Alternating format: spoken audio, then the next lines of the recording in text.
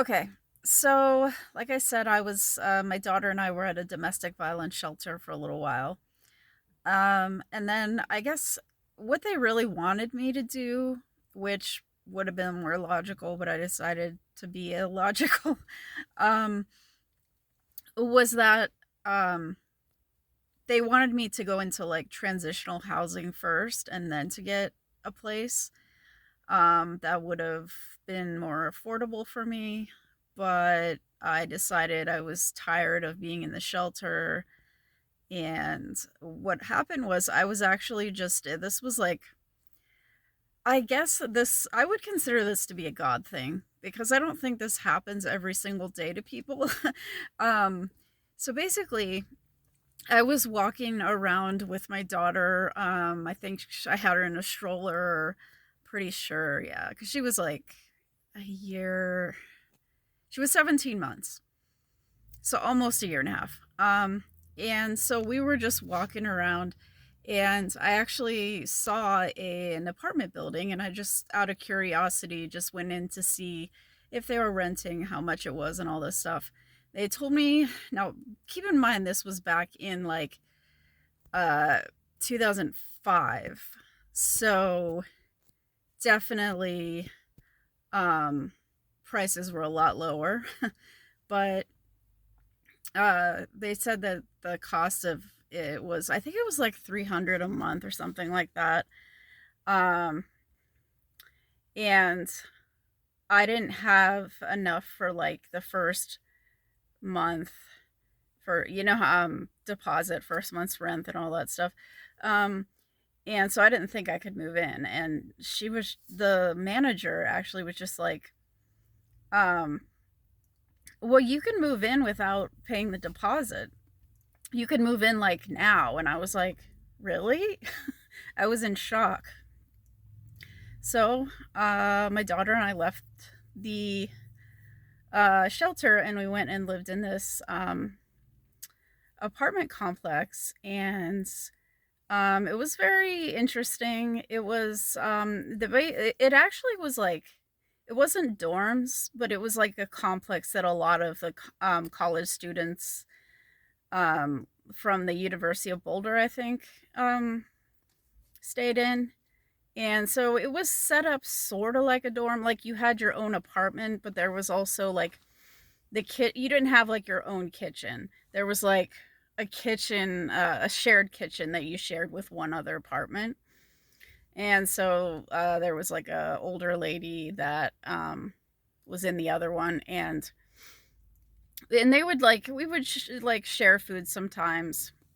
More so her sharing food with us because we were very poor as a single mom, and at that time I didn't have a job. So definitely they were helping us a lot. They would like share with she would like share with us and stuff.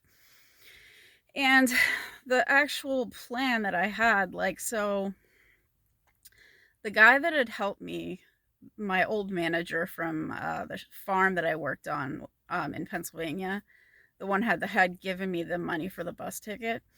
I had been in contact with him, and he basically was like, because he went to college in, I think he went to the University of Boulder, so he like knew the area and everything.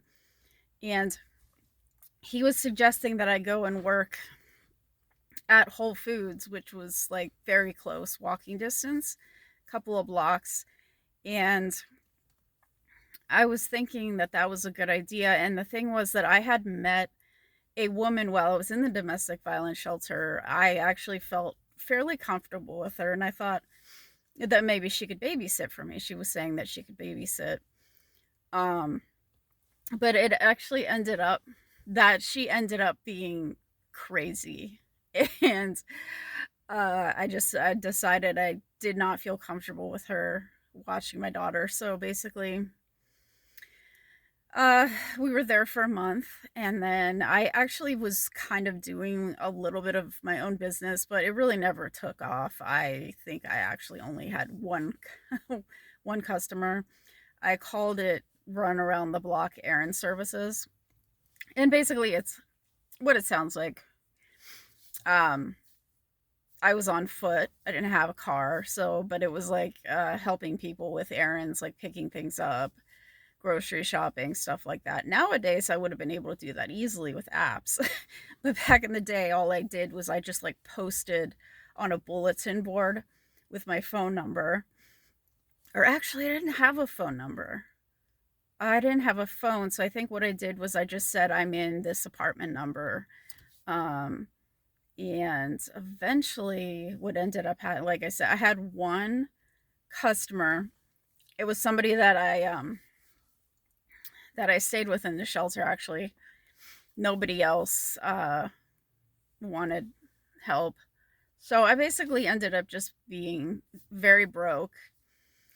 And I was kind of on the verge. I guess I kind of was on the verge, or like I guess I did have a mental breakdown because I actually started getting paranoid, and I ended up calling um, my daughter's father. Or no, actually, I emailed him. That's right, because there was computer room there at the apartment complex, and so I actually emailed him, and I was just like, I please, I need help. Can you please send me money um, for at least just a month's rent? We need help. I need to have money. And he basically refused. He said the only way that he would give me money is he would give me money to get on or he would get a plane ticket um, to bring me back. He wasn't going to give me any money for being there. He wasn't going to help me out with rent at all.